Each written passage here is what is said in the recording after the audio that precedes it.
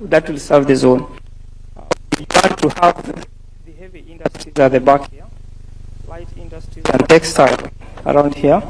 This will be mainly logistics and truck parking, but this will be residential in case we have demand from the industries, then we have the capacity to be able to house them within the zone.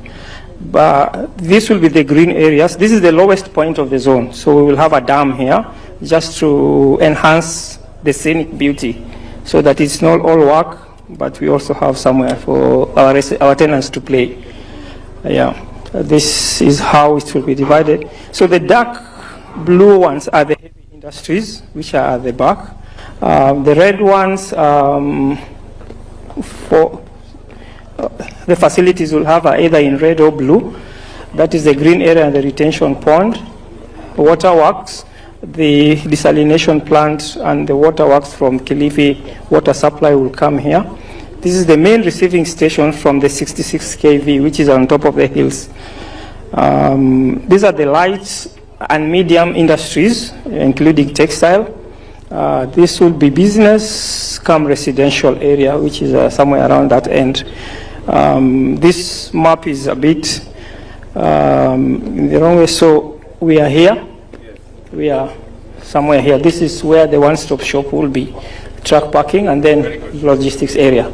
Thank you very much. And now His Excellency will proceed to unveil the plaque, na tuwe tayari kushangilia pamoja. Haya, tumshangilie Mheshimiwa Rais kwa makofi. A round of applause for unveiling this plaque for the Vipingo Special Economic Zone.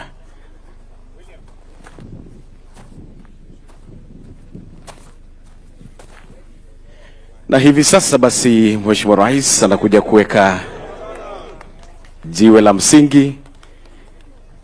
Is about to lay the foundation stone, kwa sababu yeye ni mjenzi nambari 1.